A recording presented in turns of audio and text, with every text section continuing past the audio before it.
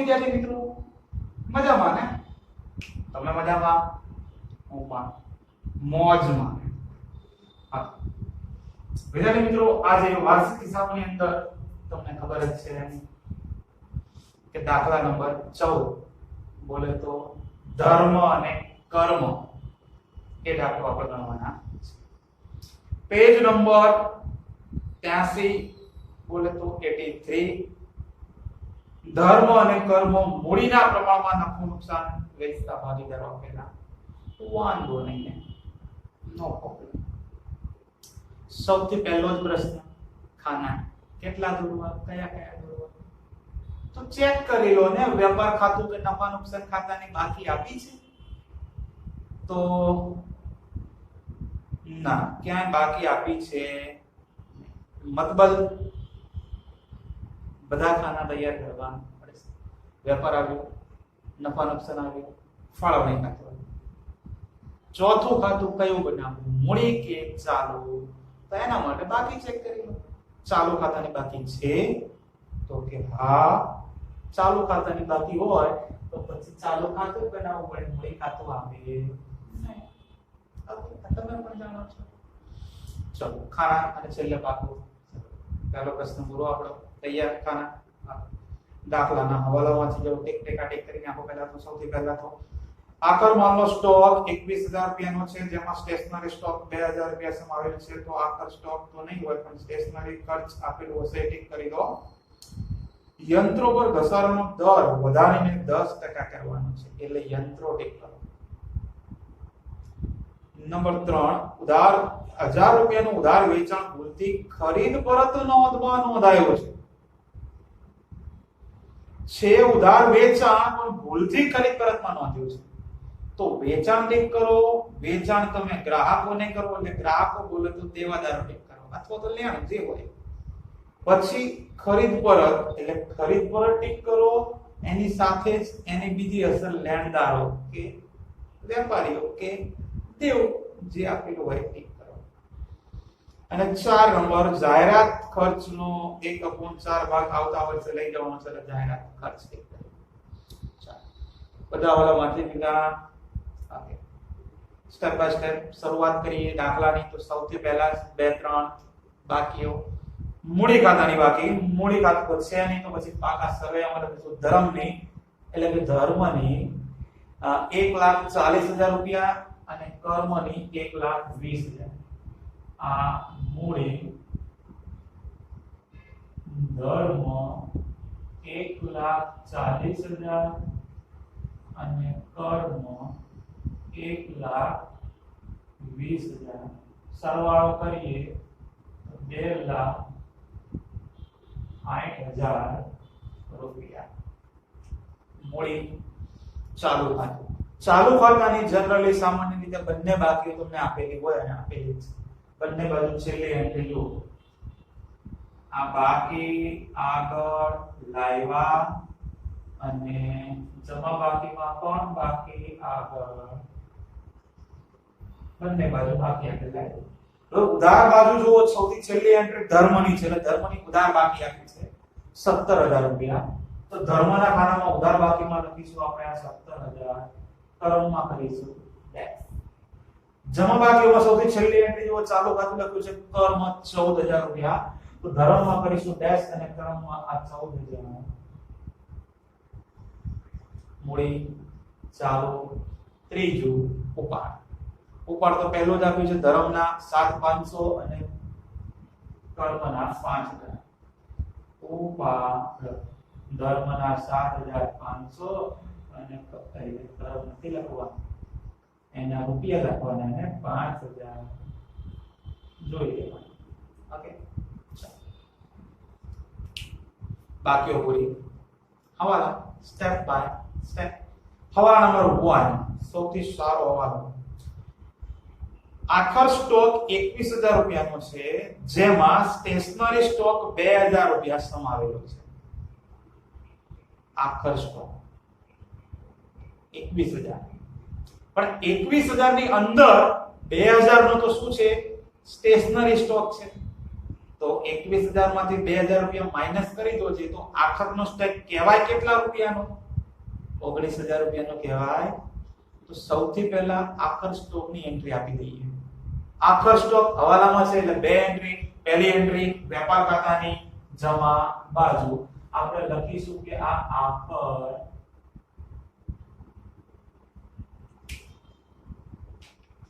આખર stock જ લખવાનો છે.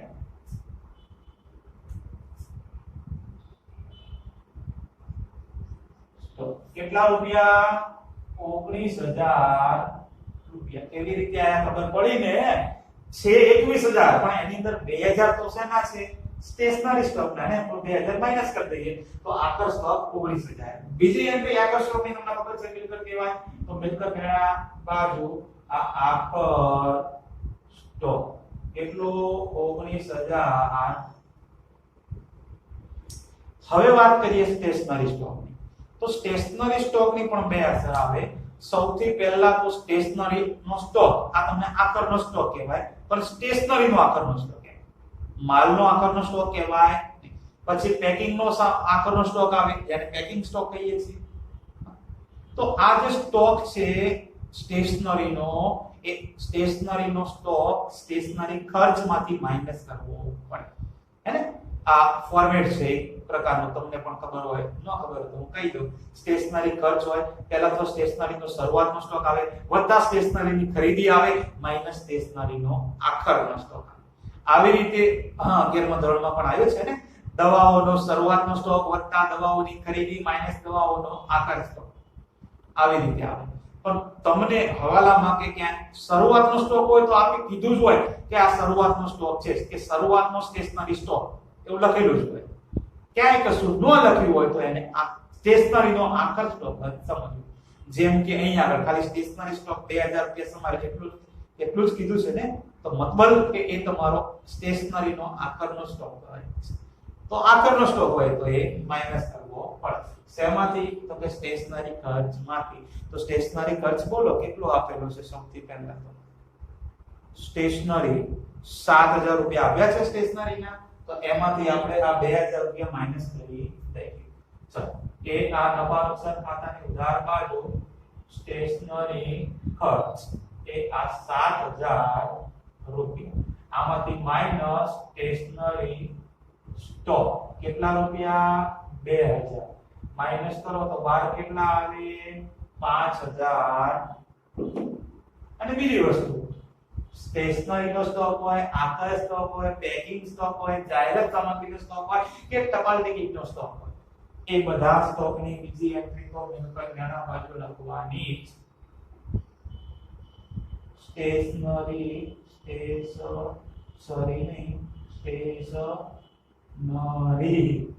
સ્ટોક. ઓકે સ્ટેશનરી સ્ટોક કેટલાનો? 2,000 રૂપિયા. એક હવાલો 4 એન્ટ્રી. સૌથી પહેલા બે આખર સ્ટોકની આપી. આખર સ્ટોક વેપારમાં આખર સ્ટોક મિલકત.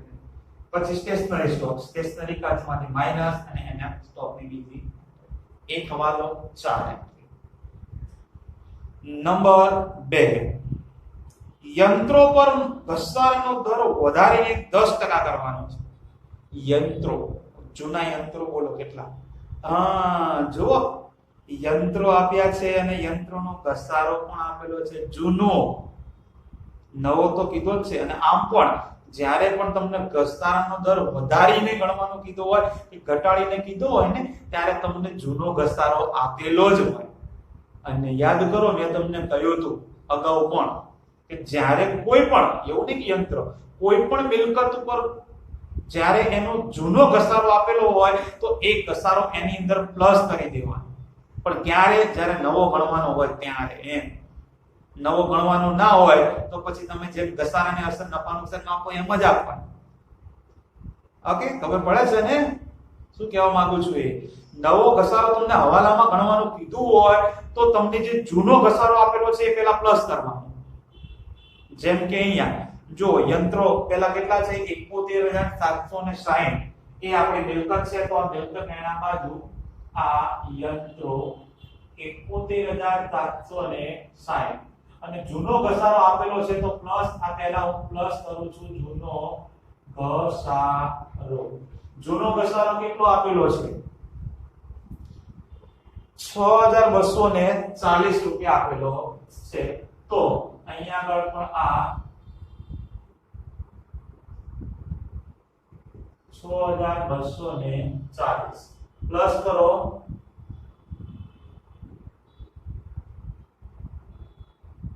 તો 78000 રૂપિયા નવી કિંમત કહેવાય યંત્રોની.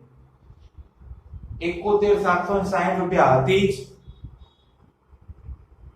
ઓકે, અને જૂનો ઘસારો 6240 આપેલો તો પહેલા કરી દીધો પ્લસ. હવે જે નવી કિંમત આવી ને 78000 એના ઉપર તમારે જે ઘસારો ગણવાનો કીધો છે ને, જે વધારવાનો એ તમારે એના ઉપર વધારવાનો. તો કેટલા ટકા કીધો છે 10%. તો 78000 ના 10% કેટલા થાય 10% કે એટલે બિંદી કાઢી દેવા ની, કોઈને પૂછવાનું નહીં. બરોબર. હવે 78000 માંથી તમે માઈનસ કરો જે તો કેટલા રૂપિયા આવે છે? કેટલા 78000 માઈનસ 78000 રૂપિયા તો 70200 રૂપિયા આવે છે. તો આ 70200 રૂપિયા. બીજી એન્ટ્રી ઘસારા અને બીજી એન્ટ્રી તો તમને ખબર જ છે, નફા નુકસાન ખાતાની ઉધાર બાજુ. એક જ ઘસારો છે તો અહીંયા લખી દઉં છું યંત્રોનો ઘસારો. અને જે નવો ઘસારો આવ્યો એની જ બીજી એન્ટ્રી આપવાની 7800. અને આમ પણ જે નવી રકમ પ્લસ માઈનસ થઈને એની જ અસર આપીએ ને. જૂનો તો ઘસારો આપેલો જ હતો કાચા સમયમાં, તો કાચા સમયની તો એક જ એન્ટ્રી આપી ને, જે તે વસ્તુમાં પ્લસ થઈ ગયું. ચલો આગળ વધો. નંબર 3 આ હવાલો પણ બહુ સારો આવ્યો. રૂપિયા 1000 નું ઉધાર વેચાણ ભૂલથી ખરીદ પરત નોંધમાં નોંધાયું છે ઉધાર વેચાણ, પણ ભૂલથી ક્યાં નોંધી દીધું છે? ખરીદ પરતની અંદર. એનો મતલબ કે તમારે ખરીદી કરવાની છે, વેચાણ છે. સૌથી પહેલા તો લખી દઈએ આપણે ખરીદ અને વેચાણ લખી દઈએ. બરોબર. પછી એના આધારે તમને ખરીદ પરત અને વેચાણ લખતા આવી જાય. ચલો, તો ખરીદી કેટલી આપી છે 80000 અને વેચાણ આપ્યું છે 120000. ચલો, તો પહેલા તો આ ખરીદી લખી દઉં છું અહીંયા આગળ. ખરીદી કેટલી આપી છે 80000 રૂપિયા. વેચાણ કેટલું આપ્યું છે 120000 રૂપિયા. ખરીદ વેચાણ જે આપ્યું છે પેલા મૂકી દીધું આપણે. ઓકે, હવે વાત કરી છે હવાલામાં. જુઓ, ઉધાર વેચાણ છે 1000 રૂપિયાનું, ભૂલથી ક્યાં નોંધ્યું છે? ખરીદ પરતમાં. તો પહેલા તો ખરીદ પરત લખી. હવે આપણે તો ખરીદ પરત જોવો, જે જૂનું કેટલું આપ્યું છે પહેલા તો. હા, જો અહીંયા આગળ ખરીદ પરત ડાયરેક્ટ લખેલું નથી. ખરીદીની બાકી ઉધાર હોય, ખરીદ પરતની કઈ હોય? જમા. પણ અહીંયા આગળ જુઓ, જમા બાજુ માલ પરત ઉધાર લખ્યું છે. તો જે માલ પરત ઉધાર છે ને એ જ તમારું ખરીદ પરત કહેવાય. અને ઉધાર બાકીમાં જુઓ માલ પરત જમા લખ્યું છે તો એ તમારું વેચાણ પરત કહેવાય. ખબર ના હોય તો બ્રેકેટમાં તમારે લખવું હોય તો લખી શકો છો, ખબર હોય તો નો પ્રોબ્લેમ. તો ખરીદ પરત જેને માલ પરત ઉધાર કહેવાય. જમા બાકીમાં જુઓ 2000 રૂપિયાનું આપેલું છે. તો પહેલા તો હું જૂનું લખું છું એ આ માઈનસ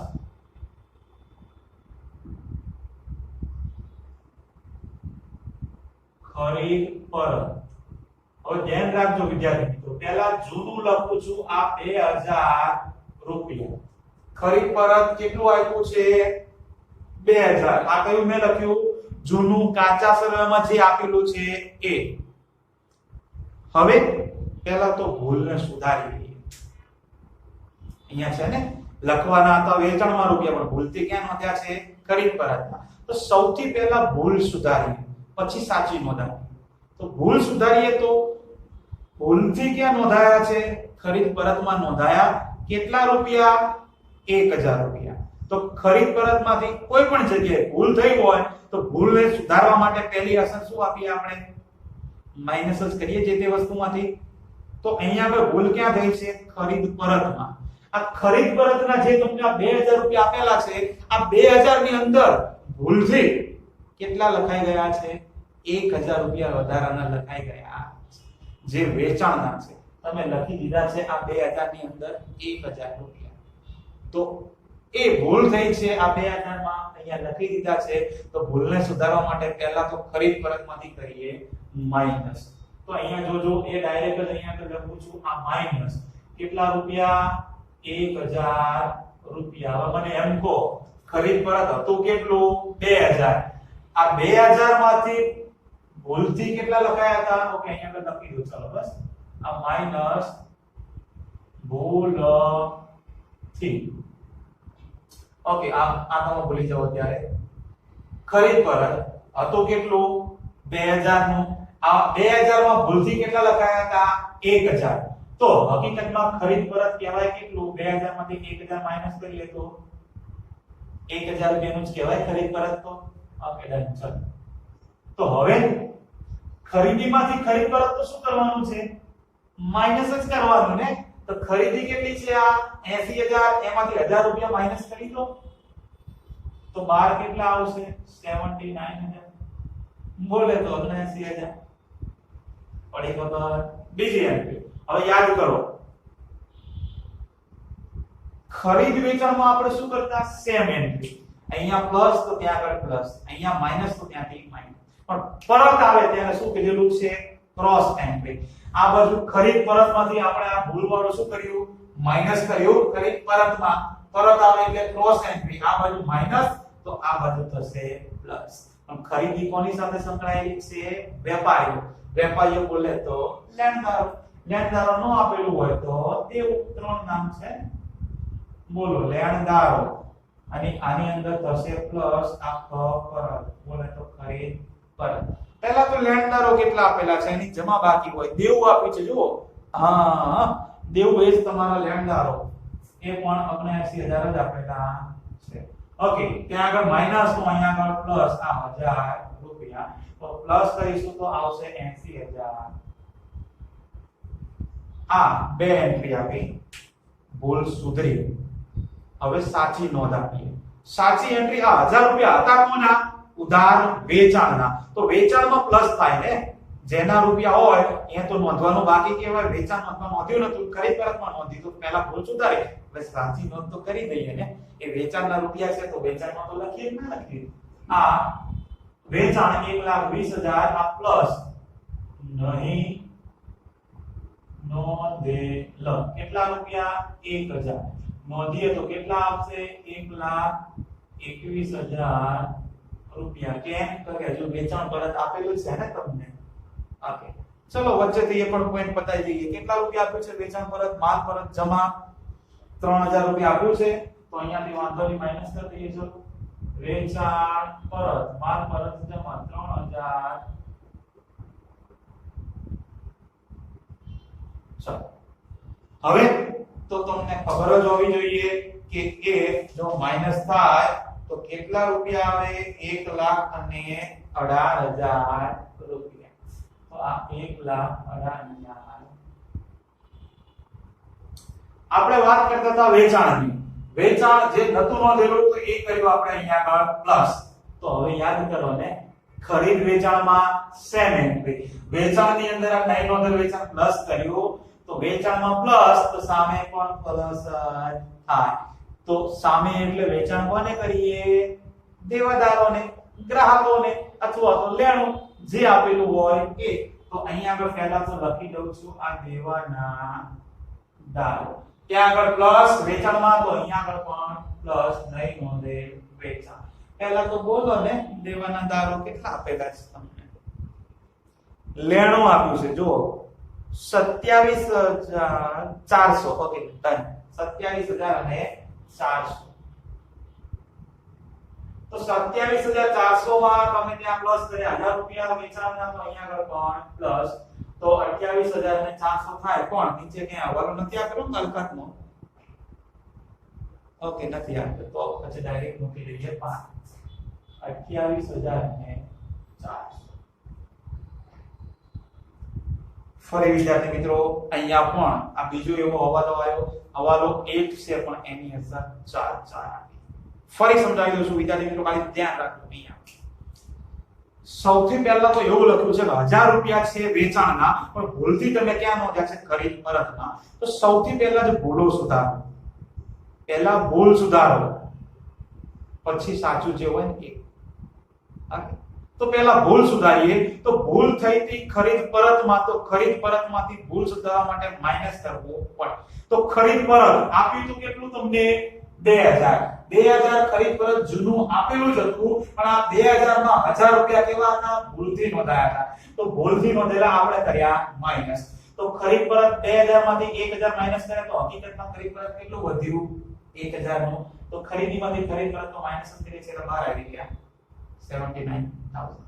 બીજી એન્ટ્રી પરત આવે ત્યાં આગળ ક્રોસ એન્ટ્રી. અહીંયા આગળ તમે ખરીદ પરતમાંથી માઈનસ કર્યું તો આ બાજુ પ્લસ. લેન્ડર હતા 79000 એટલે 1000 એમ, અને પ્લસ કર્યા આ 1000 એટલે ટોટલ થઈ ગયા 80000. ભૂલ સુધરી ગઈ. સાચી નોંધ જ્યાં આવતી હોય ત્યાં આગળ કરો. વેચાણના રૂપિયા છે 1000 તો વેચાણમાં પ્લસ થાય. તો વેચાણ આપ્યું તો તમને 1,20,000, એમાં આપણે કરી દીધું પ્લસ. નહીં નોંધેલ વેચાણ આ 1000 એટલે ટોટલ થયા 1,21,000. No doubt. વેચાણમાં શું કર્યું? પ્લસ. પણ ખરીદ વેચાણમાં તો સેમ એન્ટ્રી, આ બાજુ પ્લસ તો આ બાજુ પણ પ્લસ. વેચાણ કોને કરીએ? ગ્રાહકોને, અથવા તો એનું બીજું નામ દેવાદારો કે લેણું. તમને લેણું શબ્દ આપ્યો છે તો દેવાદારો લખો કે લેણું લખો. જે આપણે 27,400 ત્યાં આગળ પ્લસ તો અહીંયા પણ કરી દીધા. ઓકે, એટલે આ દાખલાના બે હવાલો, પહેલો હવાલો અને આ ત્રીજો હવાલો પણ બહુ સારા છે, જેની ચાર અસર થાય. ઓકે, ચલો તો હવે વધીએ આગળ.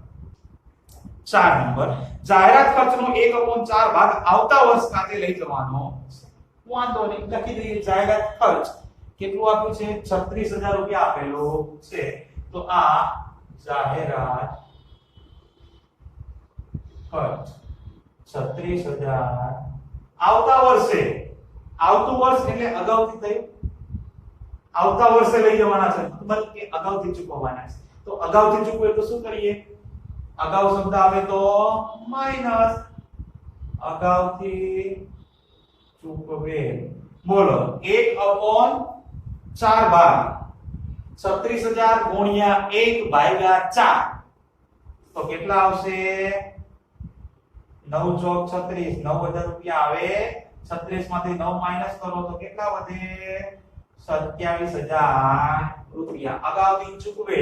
આ બાજુ આવે ચૂકવવાનું બાકી, આ બાજુ અગાઉથી ચૂકવે મળવાનું બાકી. અગાઉથી અહીંયા પણ ચૂકવવાનું, સોરી અગાઉથી ચૂકવેલ છે તો અગાઉથી ચૂકવેલ જાહેરાત ખર્ચ કેટલા રૂપિયા અગાઉથી ચૂકવેલ? તો કે 9,000 રૂપિયા. ચોથો ભાગ. ઓકે,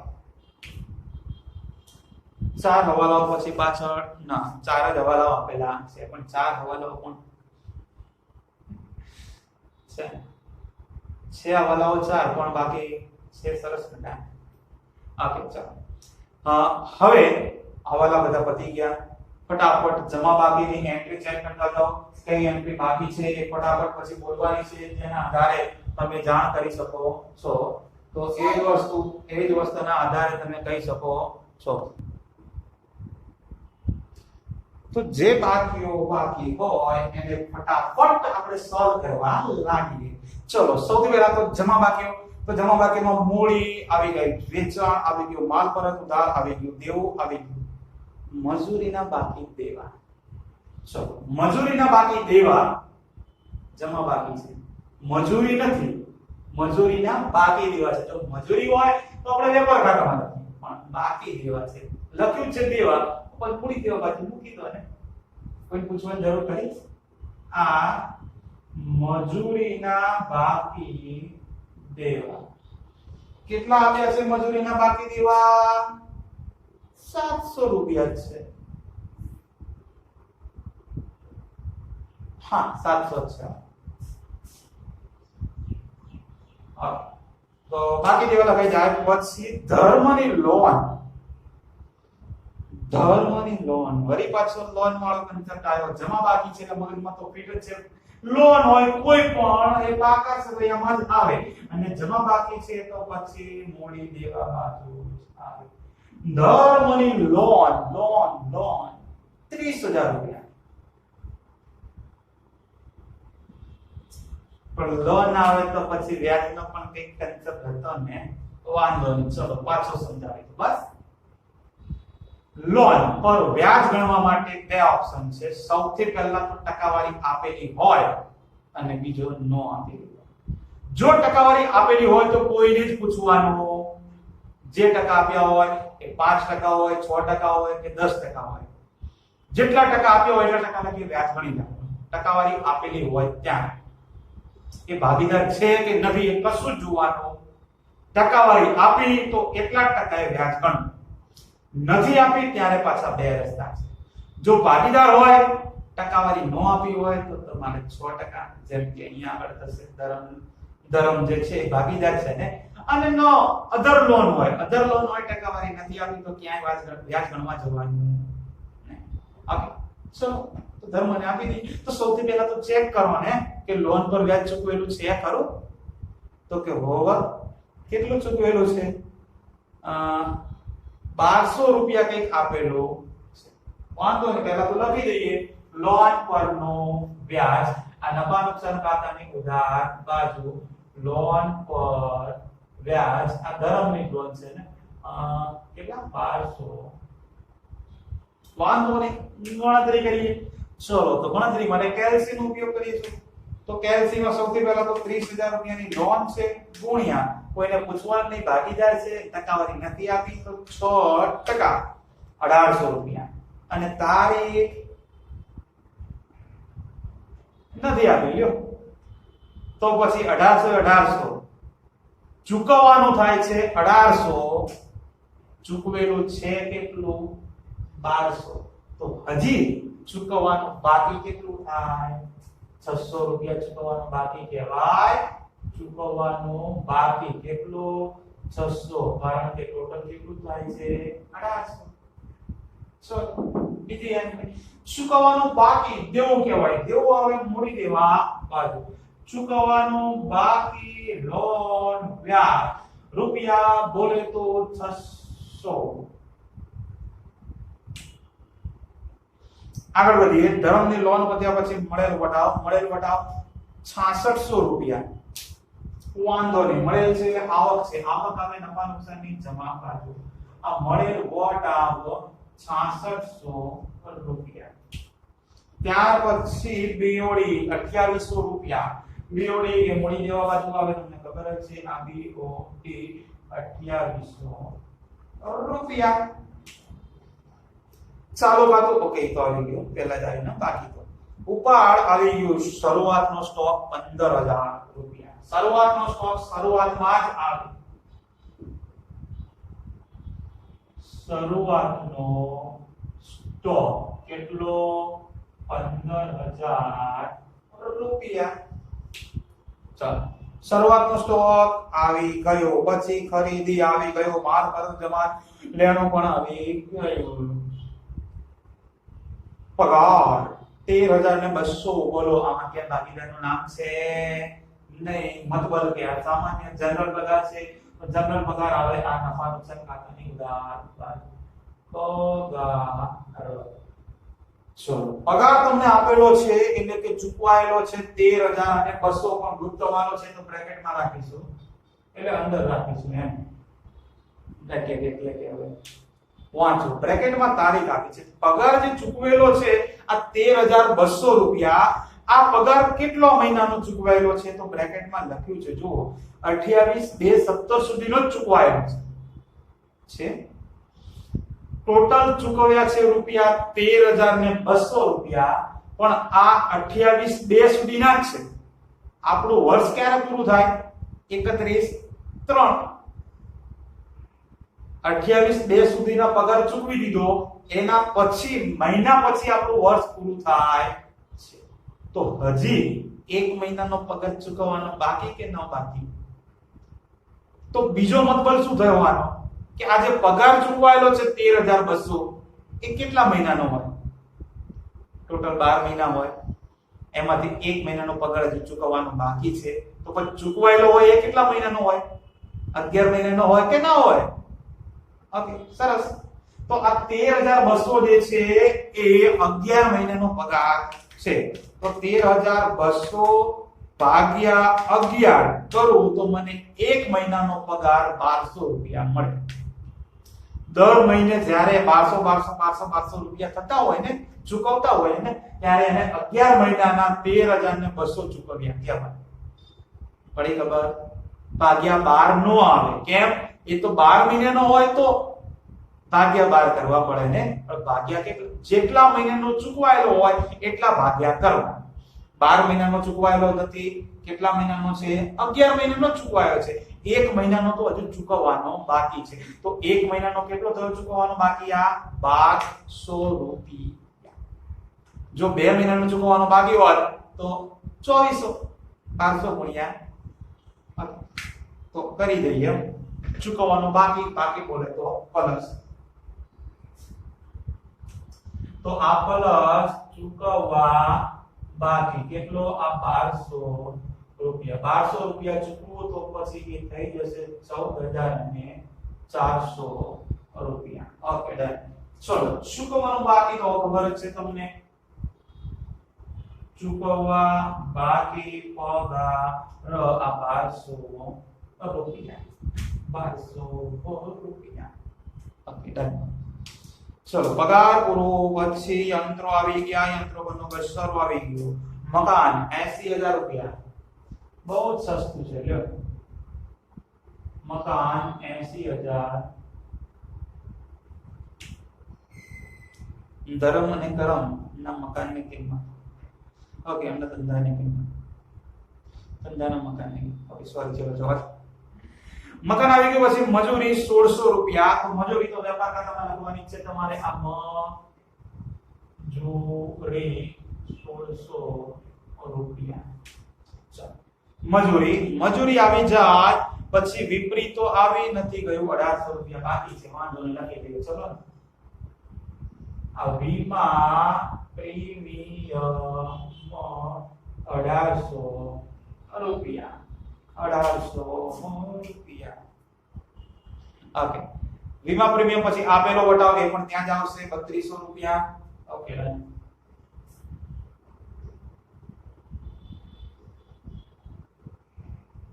આ 3200 રૂપિયા. ચાલો, આપેલ વટાવ આવી ગયો. પછી લોન પરનું વ્યાજ આવી ગયું છે. ફર્નિચર 87000 રૂપિયા. તો ફર્નિચર બાકી છે તો આપણે લખી દઈએ. આ ફર્નિચર 87000 રૂપિયા. ચાલો, પછી સ્ટેશનરી આવી ગયું ને, જાહેરાત પણ આવી ગયું. રોકડ શિલ્લક 51200. રોકડ શિલ્લક હોય કે બેંક શિલ્લક હોય તો એ મિલકત લેણા બાજુ જ આવે. રોકડ શિલ્લક 51200. નો પ્રોબ્લેમ. ચલો, બધી એન્ટ્રી પૂરી. બધા હવાલા પૂરા, બધી એન્ટ્રી પૂરી. તો પછી કાઢો કેલ્સી ફટાફટ ટોટલ કરવા લાગીએ. તો સૌથી પહેલા તો કોઈ એન્ટ્રી બહાર કાઢવાની બાકી હોય તો એ પહેલા કામ પૂરું કરવું. ચાલો, તો જમા બાજુનું ટોટલ વધારે થવાનું છે. તમને ખબર છે, મને પણ ખબર છે. 1,18,000 વત્તા 19,000 ટોટલ બોલે તો 1,37,000 રૂપિયા. 1,37,000 રૂપિયા માઈનસ 15,000 માઈનસ 79,000 માઈનસ 1600 રૂપિયા. તો તમને 41,400 રૂપિયા એ તમને કાચો નફો મળે છે. તો આ 41,400 આ કાચો નફો. આ કાચા નફાને તમારે ક્રોસ એન્ટ્રી આપવાની છે, એટલે કે જમા બાજુ. આ કાચો નફો કેટલા? 41,400. ઓકે, હા, બીજી વસ્તુ વિદ્યાર્થી મિત્રો, અહીંયા આગળ આ સુધારેલ આવતો નથી. આગળનું લખેલું છે ને. ચાલો, નો પ્રોબ્લેમ. હવે પાછું કે રજી પકડીએ તો કેલ્સીમાં હા 41,000 છે, અહીંયા 14,000 છે, 1800 છે.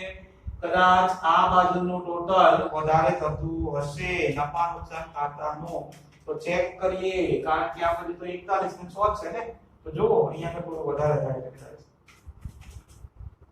5,000 વત્તા 7,800 વત્તા 27,000 વત્તા 1,800 વત્તા 14,400 વત્તા 1,800 અને વત્તા 3,200.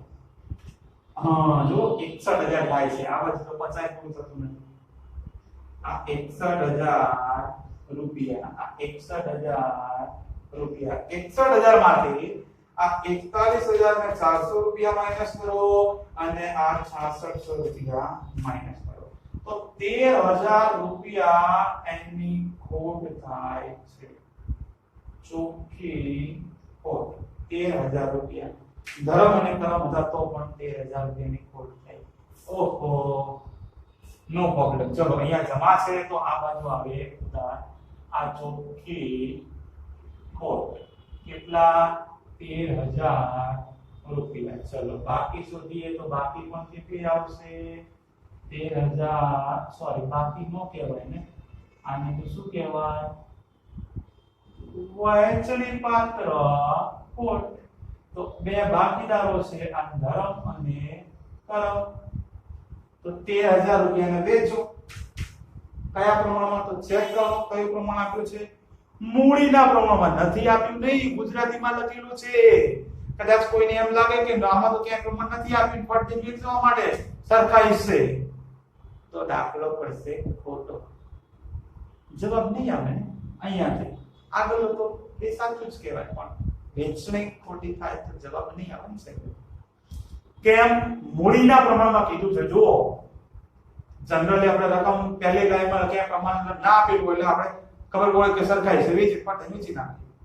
પણ ગુજરાતીમાં લખ્યું છે મૂડીના પ્રમાણમાં. ધર્મ અને કર્મ મૂડીના પ્રમાણમાં. એક ભાગીદારી પેઢીના નફા નુકસાન હતા ભાગીદારો. તો પહેલા તો મૂડી પરથી આપણે પ્રમાણ કાઢીએ. આવડતું હોય તો તમે જાતે ટ્રાય કરી શકો છો. મૂડીના પ્રમાણમાં તો મૂડી કેટલી આપેલી છે? ધર્મની આપી છે આ 1,40,000 રૂપિયા અને કર્મની જે આપી છે એ 1,20,000 રૂપિયા. જો જે વિદ્યાર્થીઓને નથી આવડતું, ઓછું ફાવડે છે, ફાવે છે, ફાળવે, હા, તો એ ધ્યાન રાખજો. પ્રમાણ શોધતા જ્યારે પણ કોઈ પણ વસ્તુની કોઈ રકમ ઉપરથી પ્રમાણ શોધવું હોય તો સૌથી પહેલા તો જેટલા કોમન મીંડા હોય ને એટલા કાઢો. બધા મીંડા નહીં કાઢવાના, કોમન જેટલા હોય એટલા. બંનેમાં જેટલા સરખા મીંડા હોય એટલા કાઢવાના. જેમ કે અહીંયા આગળ 1 છે તો અહીંયા 1 કેન્સલ, અહીંયા બીજું કેન્સલ, અહીંયા ત્રીજું કેન્સલ, અહીંયા પણ કેન્સલ થઈ ગયું. એટલે બંનેના બધા મીંડા કેન્સલ થઈ ગયા, કારણ કે ઉપર 4 મીંડા હતા અને નીચે પણ 4 મીંડા. તો કઈ રકમ વધી? અહીંયા આગળ 14 વધ્યા અને અહીંયા આગળ 12 વધ્યા. તો 14/12 આ તમારું પ્રમાણ કહેવાય. આને હજુ જો તમારે નાનું કરવું હોય તો કરી શકો છો. 2 વડે ભાગ ચાલે છે ને, તો 14 ને ભાગ્યા 2 કરો તો કેટલા આવે? 7. જેમ 12 ને ભાગ્યા 2 કરીએ તો 6. તો તમારું મૂડીનું પ્રમાણ કયું કહેવાય? 7/6. અને આ 7/6, 7 ને 6 13. ઓકે, તો 13,000 ને વેચવામાં કોઈ પ્રોબ્લેમ નથી ને. આના 7,000 જ આવે અને આના 6,000 જ આવે. ચેક કરવું હોય તો કરી લેજો તમારી જાતે. અહીંયા જમા છે તો હું અહીંયા આગળ લખું છું ક્લોઝ એન્ટ્રી ઉધાર વહેંચણી પાત્ર ખોટ. આ 7,000 અને આ 6,000. હવે ફટાફટ ધર્મ એની બાજુ કઈ છે નહીં એટલે આ બાજુ વધારે હોવાનું. 17,000 વત્તા 7,500 વત્તા 7,000 બોલે તો 31,000 અને 500. આ બાજુ પણ 31,000 અને 500. કશું માઈનસ કરવા જેવું તો છે નહીં, તો બાકી પણ 31,000 અને 500. આ બાકી આગળ લઈ ગયા. ચલો ધર્મની વાત કરી, પછી કર્મની વાત કરીએ તો કર્મનો ટોટલ અહીંયા 14,000 છે. કશું નથી, કારણ કે આ બાજુ તો ઓછું થાય છે. 14,000 તો આ બાજુ 11,000 છે. 14,000 માંથી 11,000 માઈનસ કરીએ તો કેટલા વધશે? 3,000. તો આ તમારી બાકી આગળ લઈ ગયા. ક્લિયર? તો પછી કઈ મૂકવાની કે લખવાની જરૂર છે ને બાકી આવી ગઈ. ચલો હવે એન્ટ્રી આપવાની પાકા સરળના ખબર ન હોય નો પ્રોબ્લેમ. ડાબી બાજુ છે, ડાબી બાજુની બાકી ડાબી બાજુ જ લખો. એટલે કે અહીં આગળ આ ડાબી બાજુ પાકા સરળની નામ શું લખીશું? ચાલુ ખાતા. અને કોની બાકી આવી છે? આ કર્મની. બોલો તો કર્મની યાર. બોલો 3000. જે બાકી આ જમણી બાજુ આવી છે તો જમણી બાજુ જ લખવાની. બોલે તો ધર્મની છે તો આ ચાલુ ખાતા ધર્મ 31,500. ઓકે. અને હવે તમારું કેલ્સી કાઢો અને કેલ્સી કાઢીને પછી તમને ખબર જ છે શું કરવાનું છે. 2,60,000 વત્તા 3,000 વત્તા 80,000 વત્તા 700 રૂપિયા વત્તા 30,000 વત્તા 600 વત્તા 2800 અને વત્તા 1200. આવી જાને 3,78,300 રૂપિયા. ઓકે. 3,78,300. તો આ બાજુ પણ કેટલું આવવું જોઈએ? 3,78,000. એ તમારે જાતે ટ્રાય કરવાનું, મારે ટ્રાય કરવાનું હોય. ઓકે. સરસ મજાનો અહીંયા આગળ પણ આ દાખલો આપણો આ દાખલો પણ અગાઉના દાખલાની જેમ આના હવાલા અગત્યના છે ને. એક હવાલા 4 એન્ટ્રી. પાછા અહીંયા તો બે હવાલા એટલે 4 ને 4 8 એન્ટ્રી થઈ બે હવાલા. ઓકે. બાકી તો તમને ખબર જ પ્રેક્ટિસ કરશો તો કશું જ અઘરું લાગશે. ઓકે. તો મળીએ નવા લેક્ચરમાં. ત્યાં સુધી Tata bye bye see you. Please take care.